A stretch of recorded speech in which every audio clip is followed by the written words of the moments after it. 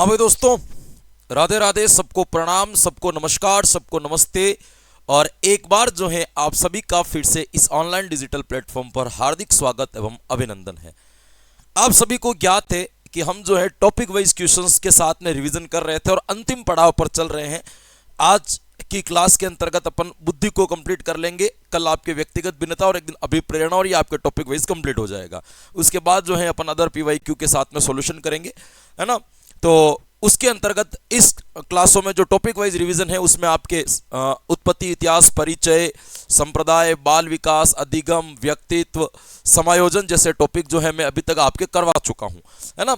अब आपको यहाँ पे ध्यान रखना है कि यहाँ पे जो अपन रिवीजन कर रहे हैं वो रिवीजन कैसे कर रहे हैं। तो वो रिवीजन अपना चल रहा है दोस्तों टॉपिक वाइज, है ना। और इसका मूल उद्देश्य जो है वो भी अपना यही है कि टॉपिक के साथ में जो है आपका एक अच्छा रिवीजन हो जाए और आपको ये सब कुछ चीजें जो है पता चल जाए, है ना। पहले बड़े टॉपिक थे तो क्लास से बड़ी आ रही थी, छोटे छोटे टॉपिक है तो क्लास से भी छोटी छोटी बन रही है। मैं चाहता हूं कि एक क्लास में दो टॉपिक मर्ज ना करें, एक में एक ही हो, ठीक रहेगा, आपके भी रिवीजन में दिक्कत नहीं आएगी, है ना। और बाकी आपको पता है कि मैंने मैराथन क्लास लगा करके आपका रिवीजन करवाई दिया है। पूरी शिक्षा मनोविज्ञान एक ही बार में आपको मैंने क्या करवा दिया दोस्तों, कंप्लीट करवाई दी है ना। ये आपको ध्यान रखना है बच्चों को। हालांकि सबको जानकारी अब हो ही गई कि हमने शिक्षा मनोविज्ञान टॉपिक टू टॉपिक पूरी साइकोलॉजी पढ़ा रखी है।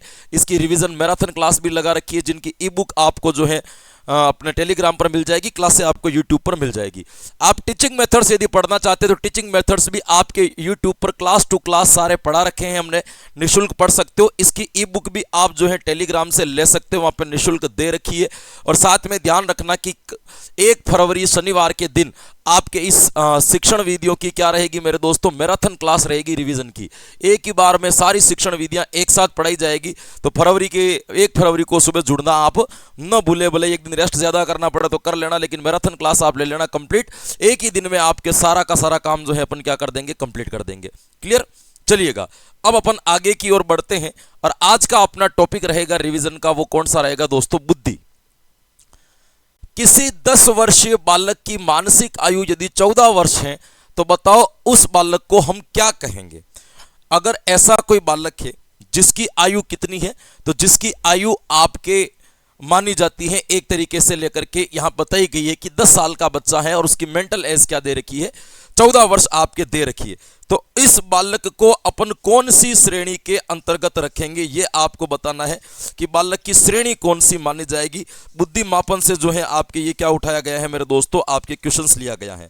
अब देखो, आप सबको इस चीज का पता होना चाहिए, है ना, या इस चीज का आपको ज्ञान होना चाहिए कि आपको एक सारणी याद रखनी पड़ेगी जिसके अकॉर्डिंग आप बता सकते हो कि कौन सा बालक प्रतिभाशाली है और कौन सा बालक प्रतिभाशाली नहीं है, या कौन सा सृजनशील है, कौन सा क्या है, ये आप यहाँ पे आपको याद रखनी पड़ेगी। अब देखो, सारणियां तो यहाँ पे बहुत सारी आती है, आपको मैंने 2-3 सारणियां पढ़ाई थी, लेकिन यहाँ पे आपको याद रखनी है। वो किसकी याद रखनी है मेरे दोस्तों, आपको स्टर्न की सारणी या टर्मन की सारणी सबसे बेस्ट मानी जाती है। तो स्टर्न और टर्मन के आधार पर अपन एक बार वो सारणी पढ़ते हैं। किसके आधार पर याद रखोगे, एक विद्वान हुआ था स्टर्न, और स्टर्न के साथ में कौन आएगा, आपके टर्मन। ये कहते हैं कि भाई देखो, प्रतिभाशाली बालक जो होते हैं, प्रतिभाशाली बालक का आईक्यू लेवल कितना होता है, तो प्रतिभाशाली बालक का आईक्यू लेवल आपके 140 से क्या होता है, अधिक होता है। एक इन्होंने बताया आपके अति श्रेष्ठ बालक भी कहते हैं, इनको श्रेष्ठ बालक भी कहते हैं अपन, है ना। तो दूसरा जो बताया वो कौन सा बताया इन्होंने, श्रेष्ठ बालक।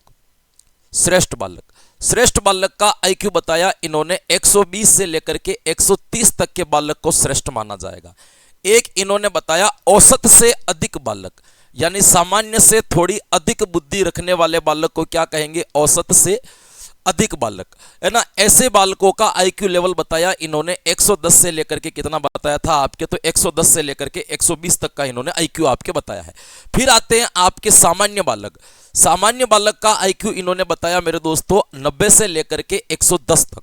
90 से लेकर के 110 तक का जो आईक्यू होता है वो किसका माना जाएगा, आपके सामान्य बालकों का माना जाएगा, ये ध्यान रखना। उसके बाद में आपको ध्यान रखना है, सामान्य बालकों के बाद में आपके आते हैं यहाँ पे पिछड़े बालक भी कहते हैं, इनको मंद बुद्धि बालक भी कहते हैं। मंद बुद्धि बालक जो होते हैं ना, मंद बुद्धि बालक का इन्होंने आईक्यू लेवल जो बताया वो कौन सा बताया, 80 से लेकर के कितना बताया, आपके 90 तक का। एक इन्होंने बताया आपके सीमांत मंद बुद्धि बालक, सीमांत मंद बुद्धि बालक। इन बालकों का आईक्यू कितना बताया, तो ध्यान रखना इनका आईक्यू इन्होंने बताया 70 से लेकर के कितना बताया, आपके 80 तक बताया था सीमांत बुद्धि बालक का। एक बताया इन्होंने मूर्ख बालक, मूर्ख बालक, मूर्ख बालक का आईक्यू लेवल बताया इन्होंने 50 से लेकर के आपके 70 तक का। और इसके बाद में आते हैं मूर्ख के बाद में आते हैं आपके मूढ़ बुद्धि बालक, मूढ़ बुद्धि बालक। और मूढ़ बुद्धि बालक का आईक्यू लेवल बताया 25 से लेकर के इन्होंने 50 तक का। भाई कितना आईक्यू लेवल बताया, 25 से लेकर के 50 तक का। और फिर अंत में आ जाता है आपके जड़ बुद्धि बालक। कौन सा बालक आ जाता है, आपके जड़ बुद्धि बालक। जड़ बुद्धि बालक आ जाता है आपके 25 से कम। ये तो हो गई अपने पास में सारणी। भाई इस सारणी के आधार पर अपन पता लगाएंगे कि कौन सा बच्चा किस श्रेणी के अंतर्गत आएगा। ये सारणी अपन को याद रखनी है। अब प्रश्न में क्या किया इन्होंने, प्रश्न के अंदर इन्होंने कहा कि एक 10 वर्ष का बालक है जिनकी मानसिक आयु 14 वर्ष है। अब यहां पे इन्होंने प्रॉपर तो कुछ दे नहीं रखा है, तो हमें पहले बुद्धि लब्धि का सूत्र लगा करके उसकी जो आईक्यू है वो निकालना पड़ेगा। तो यहां पे आपको पता है कि आईक्यू निकालने का या बुद्धि निकालने का सूत्र क्या है, तो इसका सूत्र है आपके मानसिक आयु बटावा वास्तविक आयु इनटू क्या करना है आपको 100। अब यहां पे देखो रख दो संख्याएं, है ना। 10 वर्ष है और मानसिक आयु कितनी है, 14 वर्ष। तो 14 और 14 को कर दो 10 और 10 से आपको इंटू करना है 100 से। 0 से 0 काट दो, 10 से 14 का गुणा करोगे तो कितना आएगा आपके 140। और 140 इधर आकर के देख लो, 140 जो होती है वो कौन से बालकों की होती है, तो वो आपके प्रतिभाशाली बालक की होती है। तो इसका मतलब यहां पे अपना उत्तर कौन सा सही हो जाएगा, प्रतिभाशाली बालक अपना उत्तर क्या हो जाएगा, सही हो जाएगा। दोनों तीनों ओर से घुमा करके आप इस प्रश्न को आराम से क्या कर सकते हो दोस्तों, समझ सकते हो, या प्रश्न को क्या कर सकते हो, जान सकते हो। दोनों तीनों तरीके से इसको समझा जा सकता है। क्लियर यहां तक? चलो अगले प्रश्न पर चलते हैं।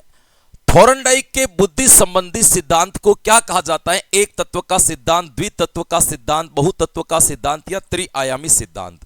देखो त्रिआयामी अपन यहां पे बात करते हैं दोस्तों सिद्धांत की, तो आपको ध्यान रखना है एक कारक या एक तत्व का जो सिद्धांत दिया था वो दिया था आपके अल्फ्रेड बिन्ने ने। किसने दिया था?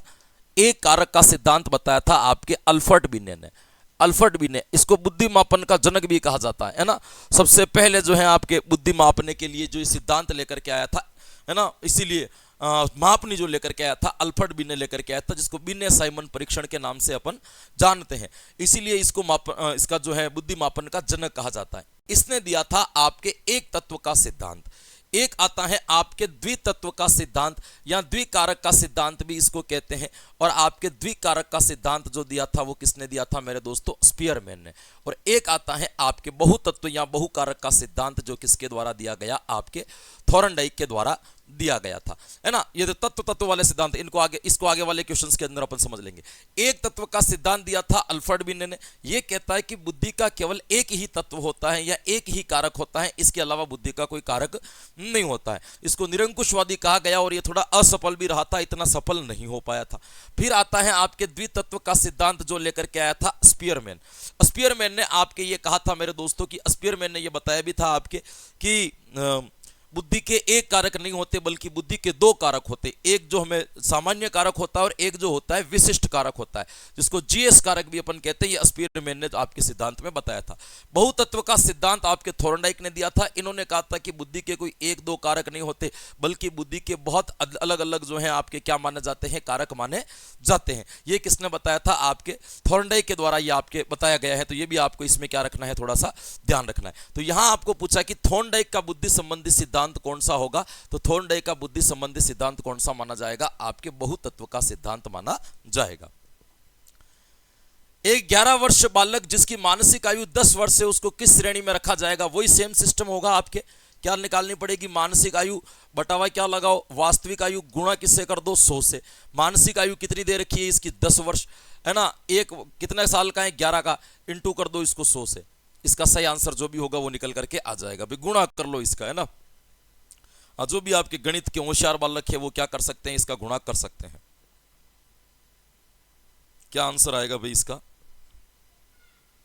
90 आईक्यू आ रहा है भाई, है ना इसका। तो 90 आईक्यू जो होता है वो किसका होता है? तो 90 आईक्यू माना जाता है आपके 90 से लेकर के 110 तक जो होते हैं उनको अपन कौन सी श्रेणी में रखते हैं? औसत बालक या सामान्य बालक की श्रेणी में रखते हैं। औसत बालक। तो यहाँ पे आपके बुद्धि लब्धि जो आएगी वो कौन सी आएगी? आपके औसत बुद्धि, सामान्य बुद्धि जो है इनको माना जाएगा। हाँ, ये बालक आपके सामान्य बालकों की श्रेणी के अंतर्गत आएंगे। 0 से 25 वाले बुद्धि बालक को अपन क्या कहते हैं? तो यहाँ पे देखो, मूर्ख बालक तो अपन को किसको कहते हैं? 50 से लेकर के जिसका आईक्यू कितना होता है आपके 25 से लेकर के जिनका आईक्यू लेवल आपके कितना माना जाता है? 50 से लेकर के आपके 70 तक का जो आईक्यू होता है वो तो किसके अंतर्गत माना जाएगा? आपके मूर्ख बालक, है ना। 50 से लेकर के जिसका आईक्यू कितना होता है? आपके 70 तक जिसका आईक्यू होगा वो तो क्या होगा? मूर्ख बालक। जड़ बुद्धि बालक जो होता है वो बिल्कुल लास्ट वाला बालक होता है, इसका आईक्यू आपके 25 से कम होता है। 25 से कम जिसका भी आएगा इसके अंतर्गत माना जाएगा। पिछड़े बालकों का और मंद बुद्धि बालकों का आईक्यू लेवल लगभग एक जैसे ही होता है, 80 से लेकर के 90 के बीच में, है ना। ये आपके पिछड़े या इनका आईक्यू आपके माना जाएगा। हालांकि पिछड़े बालकों का आईक्यू के साथ में कोई संबंध नहीं है ना, पिछड़ा बालक कोई भी हो सकता है, इंटेलिजेंट बालक भी पिछड़ा बालक हो सकता है, ऐसा कोई कंपलसरी नहीं है, क्योंकि शैक्षणिक पिछड़ापन किसी भी परिस्थिति के अंतर्गत आ सकता है। इन्होंने कहा कि 0 से लेकर के 25 तक की बुद्धि लब्धि को क्या कहेंगे? तो जिसका आईक्यू लेवल 0 से लेकर के 25 तक है, ऐसे बालकों को अपन कौन सी श्रेणी में रखेंगे? तो ऐसे बालकों को अपन जड़ बुद्धि बालकों की श्रेणी के अंतर्गत रखेंगे, और ये कौन से बालक कहलाएंगे? अपने जड़ बुद्धि बालक कहलाएंगे। क्लियर? देखिएगा अगला प्रश्न क्या है। बुद्धि के समूह कारक तत्व का सिद्धांत किसके द्वारा दिया गया, ये बताना। ये अच्छा प्रश्न है। समूह कारक का सिद्धांत आपके किसने दिया था, ये आपको बताना है। देखो, स्पीयरमैन ने तो कौन सा दिया था? अभी पढ़ा था अपन ने, द्विकारक का सिद्धांत। भाई कौन सा दिया था? द्विकारक का सिद्धांत जो दिया था वो किसने दिया था? आपके स्पीयरमैन के द्वारा दिया गया था। द्विकारक का सिद्धांत किसने दिया था? तो द्विकारक का सिद्धांत तो दिया था स्पीयरमैन ने, है ना। थॉर्नडाइक ने कौन सा दिया था बताओ? बहुतत्व का सिद्धांत या बहुकारक का सिद्धांत?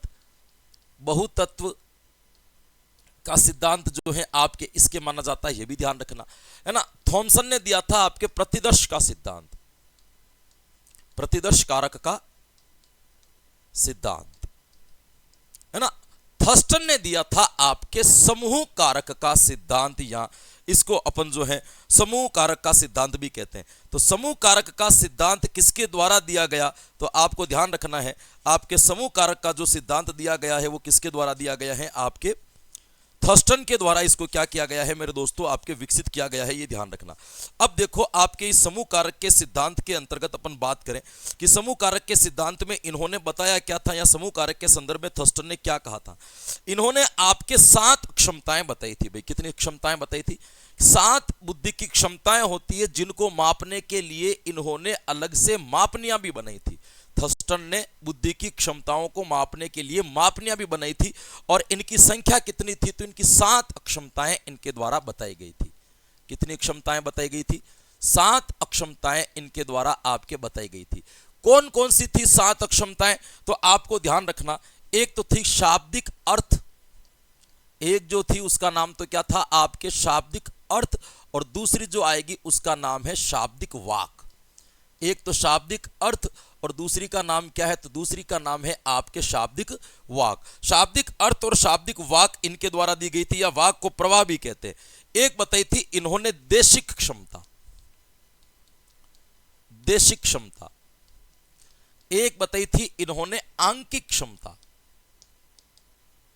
आंकिक क्षमता, इनके आंकिक क्षमता, है ना, ये ध्यान रखना। इसके बाद में इन्होंने बताई आपके तार्किक क्षमता, तार्किक क्षमता। एक बताई इन्होंने जिसका नाम है स्मृति क्षमता, स्मृति क्षमता, हाँ, मेमोरी की क्षमता भी इन्हीं के द्वारा बताई गई थी, स्मृति क्षमता। और एक का नाम है प्रत्यक्षीकरण की क्षमता, प्रत्यक्षीकरण की क्षमता। ये आपके 7 मापन किसके द्वारा बताए गए हैं मेरे दोस्तों? तो ध्यान रखना, ये आपके बताए गए हैं आपके थर्स्टन के द्वारा। और थर्स्टन ने कौन से सिद्धांत में बताए थे? तो थर्स्टन के सिद्धांत का नाम क्या है मेरे दोस्तों? ग्रुप फैक्टर थ्योरी, या इसको अपन क्या कह सकते हैं? समूह कारक का सिद्धांत। क्लियर? तो ये आपको समूह कारक के सिद्धांत में क्या रखना है? याद रखना है ना। चलिएगा, एक 16 वर्षीय किशोर की मानसिक आयु 15 वर्ष तक, तो उसकी श्रेणी क्या आएगी? तो वही आपको बार बार इसकी निकालनी पड़ेगी, MA/CA इंटू 100। कितने साल का मानसिक आयु कितनी है? 15। कितने साल का है? 16 कर दो इंटू 100, तो जो भी आईक्यू लेवल आएगा उसको अपन इस श्रेणी के अंतर्गत क्या करेंगे, रख देंगे। निकालना पड़ेगा, देखो गणित से तीव्र वाले बालक तो जल्दी जल्दी निकाल देंगे, और मुझे तो बिल्कुल 100% कैलकुलेटर का सहारा लेना पड़ेगा, है ना, निकाले नहीं जाएगा बाकी तो।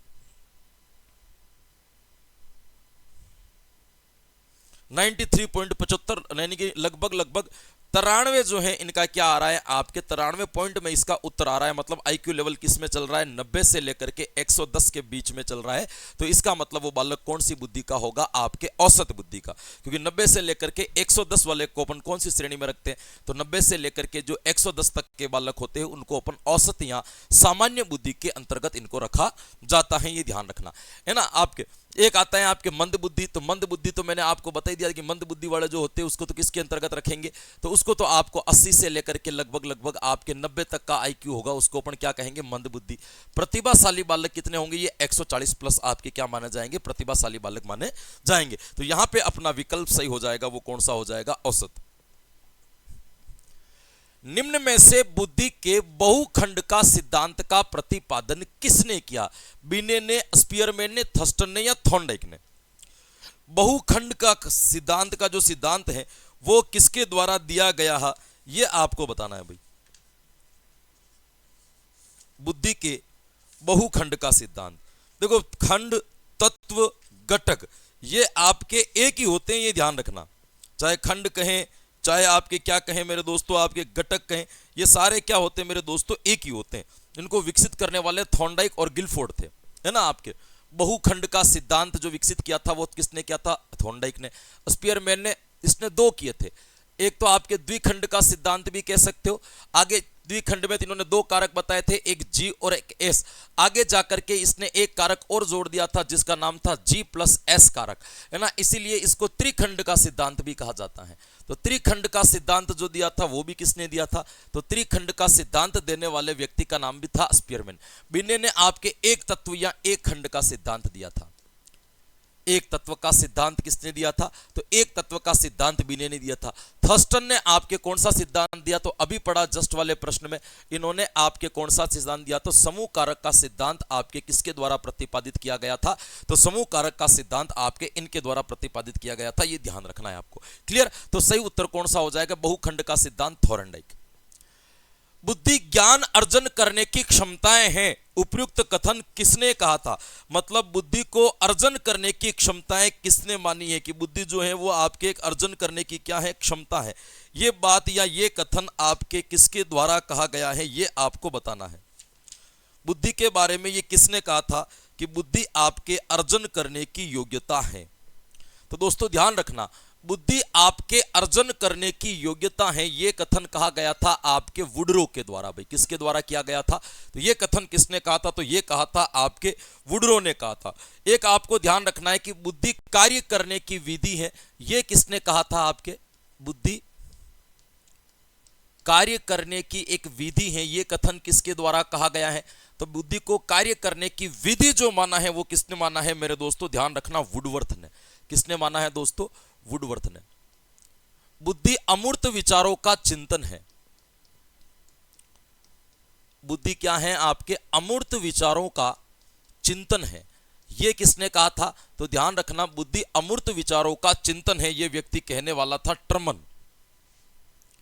यह कथन किसका आता है, तो यह कथन किसका याद रखोगे, टर्मन का कथन आपको क्या रखना है दोस्तों, ध्यान रखना। एक बंकीगम की परिभाषा भी आती है कि बुद्धि सीखने की एक शक्ति है, सीखने की शक्ति या योग्यता। बुद्धि सीखने की शक्ति है, यह किसने कहा था, तो यह याद रखना, यह कहने वाला व्यक्ति था आपके बंकीगम।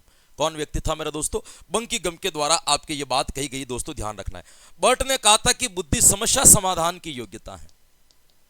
बुद्धि समस्या समाधान की योग्यता है। बुद्धि को समस्या समाधान की योग्यता किसने बताया, तो बुद्धि को समस्या समाधान की योग्यता बताने वाले व्यक्ति का क्या नाम था, तो उस व्यक्ति का नाम था आपके बर्ट। ये आपको इसके बारे में ध्यान रखना है ना, बर्ट ने कहा था। एक स्टर्नबर्ग की परिभाषा आती है कि आलोचनात्मक चिंतन की शक्ति है। आलोचनात्मक चिंतन की शक्ति, बुद्धि को आलोचनात्मक चिंतन की शक्ति किसने कहा, स्टर्नबर्ग।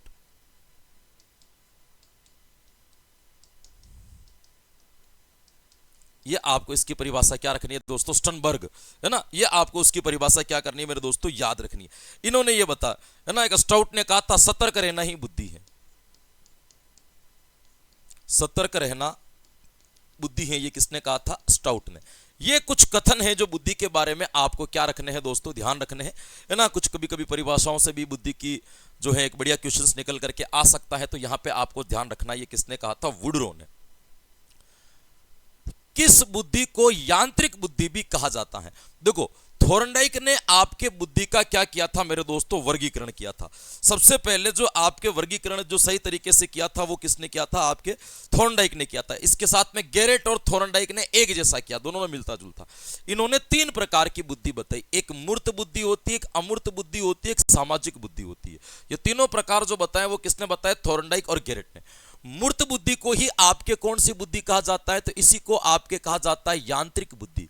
ये बुद्धि उन लोगों के अंतर्गत विकसित हो जाती है जो मूर्त चीजों के ऊपर चिंतन ज्यादा करते हैं, या मूर्त चीजों को देख करके समझ सकते हैं। उनके मैकेनिक टाइप के, कारीगर टाइप के जो लोग होते हैं ना, उनके अंदर आपकी ये बुद्धि विकसित होती है।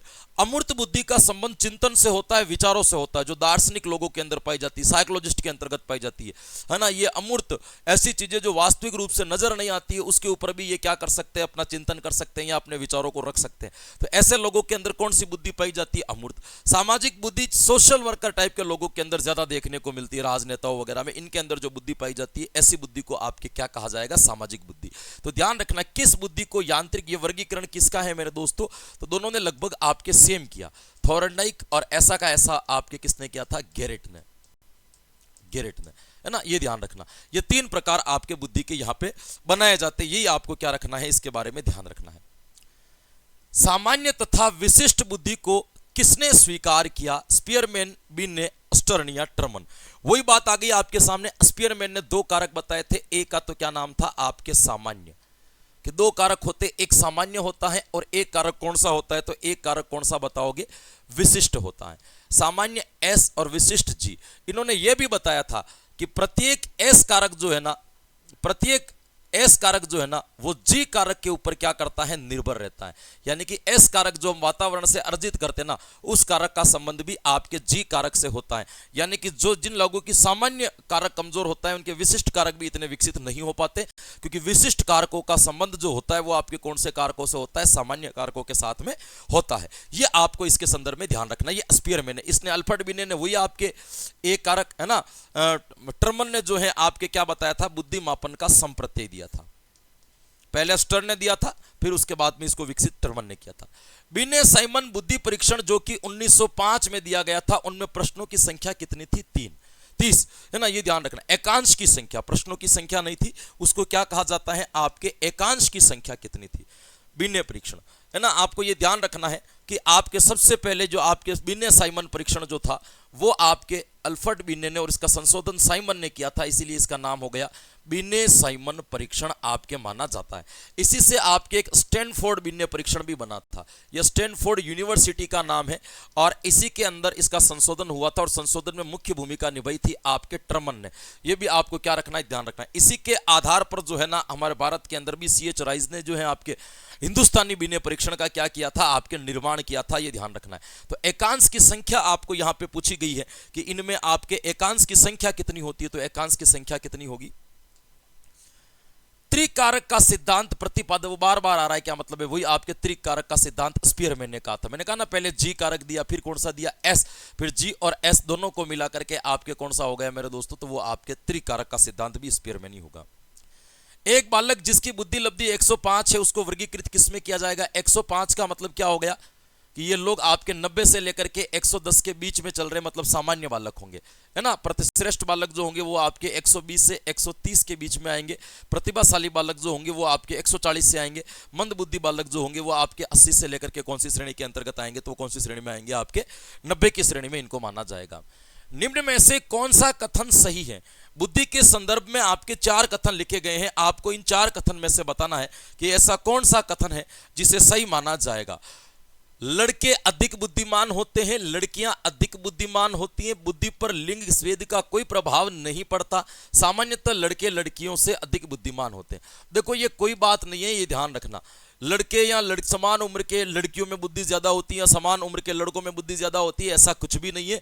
क्योंकि बुद्धि के ऊपर किसी भी प्रकार के लिंग भेद या यौन भेद का प्रभाव नहीं पड़ता। नहीं पड़ने का मतलब क्या है कि किसी भी प्रकार से आपके बुद्धि के ऊपर जो है इस चीज का प्रभाव नहीं पड़ेगा कि भाई लड़के हैं तो कोई बुद्धि ज्यादा आएगी, कि लड़की हैं तो कोई बुद्धि कम आएगी, ऐसा कोई भी प्रभाव आपको देखने को नहीं मिलेगा।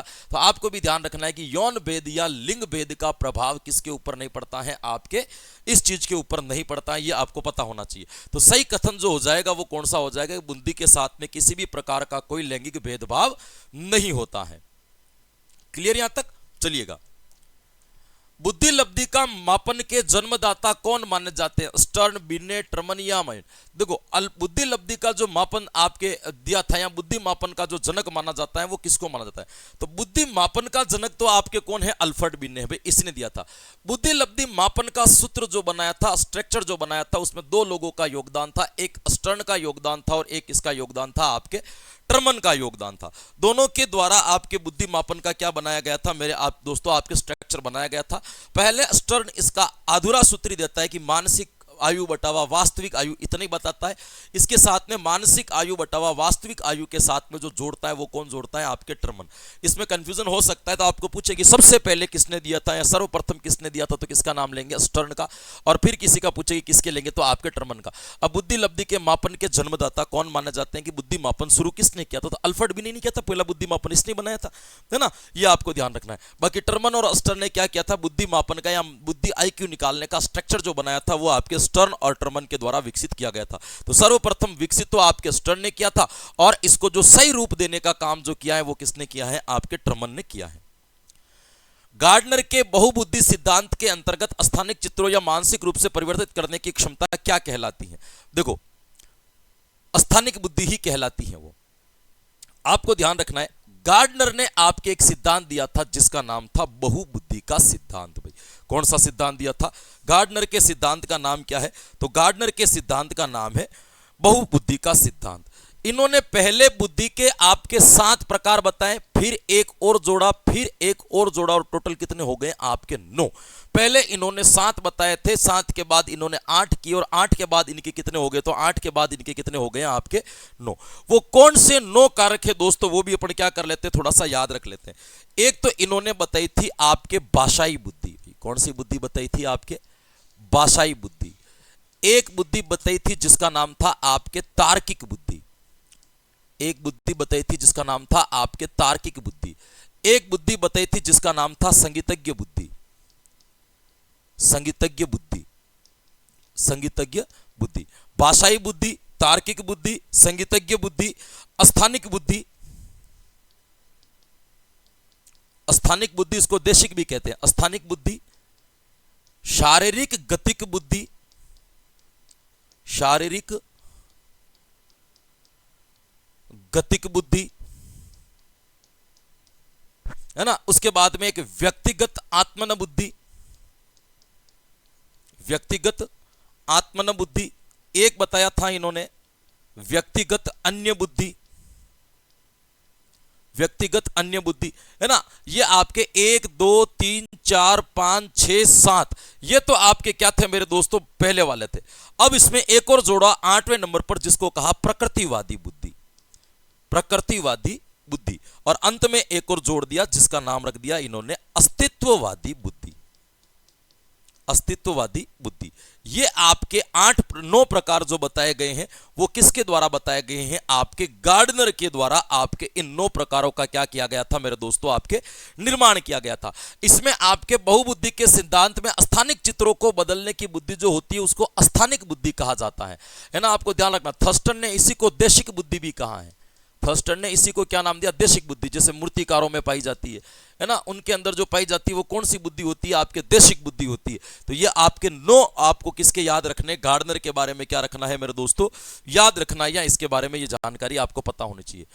बुद्धि का ड्रॉ अ मेन परीक्षण का निर्माण किसने किया था, बताओ। बुद्धि का ड्रॉ अ मेन परीक्षण जो बनाया गया था वो आपके किसके द्वारा विकसित किया गया था। बुद्धि मापन के अंतर्गत आपको बताना है कि बुद्धि मापन के अंतर्गत गुड एनफ के द्वारा जो है आपके ड्रॉ अ मैन बुद्धि परीक्षण को क्या किया गया था मेरे दोस्तों, विकसित किया गया था। ये आप क्या रख सकते हो दोस्तों, ध्यान रख सकते हो, है ना। तो इन्होंने ये बनाया था, आपके किसने बताया था, आपके तो किसके द्वारा विकसित किया गया, तो क्या याद रखोगे आप, गुड एनफ के द्वारा आप इसको क्या कर सकते हो दोस्तों, याद रख सकते हो। एक आपके वेस्लर बुद्धि परीक्षण भी आता है, जो किसने बनाया था, तो ध्यान रखना वेस्लर बुद्धि परीक्षण खुद आपके किसने बनाया था, तो वेस्लर ने बनाया था 550 अंकांक का सहारा लेकर के। एक बिने साइमन परीक्षण अपन पहले ही क्या कर चुके हैं दोस्तों, आपके पढ़ चुके हैं, जो मैंने आपको क्या कर दिया था दोस्तों, पहले ही आपको बता दिया था। वेस्लर के बाद में आपको ध्यान रखना, एक आपके प्रोग्रेसिव मैट्रिसेस आती है मापन की, ये बनाई थी रेबिन ने, प्रोग्रेसिव मैट्रिसेस। आपको पूछ ले कि बताओ प्रोग्रेसिव मैट्रिसेस का निर्माण किसके द्वारा किया गया था, तो ये आपके किया गया था आपके रेबिन के द्वारा। दो बताई थी इन्होंने, एक रंगीन बालकों के लिए, एक आपके स्टैंडर्ड बनाई थी, जो किसके लिए बनाई गई थी, वो किसके लिए बनाई थी, आपके वयस्कों के लिए बनाई गई थी। आपको क्या रखना है, ध्यान रखना है। एक आपको ध्यान रखना है बैटरी बुद्धि परीक्षण आता है, जो चंद्रमोहन भाटिया के द्वारा विकसित किया गया था। बैटरी बुद्धि परीक्षण किसके द्वारा विकसित किया गया था, तो चंद्रमोहन भाटिया के द्वारा इसको क्या किया गया था, विकसित किया गया था। इसको भाटिया बुद्धि परीक्षण के नाम से भी अपन क्या करते हैं दोस्तों, ध्यान रखते हैं। एक आपके आता है पास ए लॉन्ग परीक्षण, जो आपके अलेक्जेंडर के द्वारा विकसित किया गया था। लॉन्ग परीक्षण जो किसने विकसित किया था, तो याद रखना किसने विकसित किया था, अलेक्जेंडर के द्वारा इसको क्या किया गया था, आपके विकसित किया गया था। यह भी आपके बुद्धि मापन का ही क्या माना जाता है। एक आपका एक ब्लॉक डिजाइन टेस्ट आता है, जो कोह ने विकसित किया था, block design test. Block design test ये किसने विकसित किया था, तो यह आपको ध्यान रखना, ये किसके द्वारा विकसित किया गया है, तो ये आपके कोह के द्वारा इसको क्या किया गया है मेरे दोस्तों, विकसित किया गया है, ध्यान रखना। भारत में इसकी शुरुआत, टेस्ट की शुरुआत करने वाले व्यक्ति का नाम था मोहसिन। भाई किसने किया था, आपके मोहसिन के द्वारा इसको क्या किया गया था, आपके विकसित किया गया था। आपको ये ध्यान रखना है ना। भारत के अंतर्गत आपके एक परीक्षण और भी याद रख सकते हो, हिंदुस्तानी बीने परीक्षण, है ना। हिंदुस्तानी बीने परीक्षण जो आपके बनाया गया था, वो किसके द्वारा बनाया गया था, तो याद रखना ये बनाया गया था आपके C.H. राइस के द्वारा। ऐसे कुछ परीक्षण है जो आपको हल्के फुल्के क्या रखने हैं दोस्तों, ध्यान रखने, या इनकी हल्की सी जानकारी आपको पता होनी चाहिए। हो गए, ये आपके कौन सा टॉपिक कंप्लीट हो गया, बुद्धि का, है ना। आपके दो टॉपिक और बचते हैं, अभी प्रेरणा और व्यक्तिगत भिन्नता।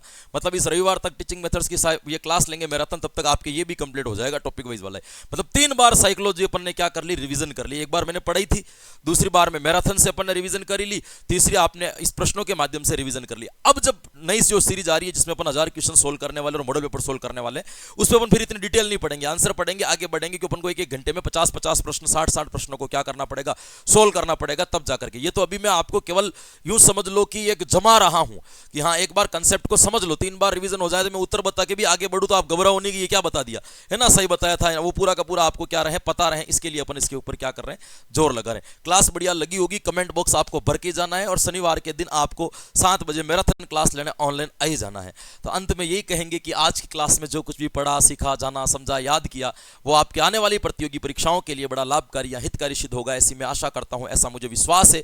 तो बिल्कुल हंसते रहे, मुस्कुराते रहे, प्रसन्नचित रहे, आनंद में रहे, मजे लेते रहे, लेकिन साथ साथ में अपनी तैयारी को भी जोर और शोरों से जारी रखें। कल फिर मिलेंगे कुछ नए कंटेंट के साथ में, तब तक के लिए मुझे दीजिए आज्ञा। Thank you so much, Radhe Radhe and जय हिंद।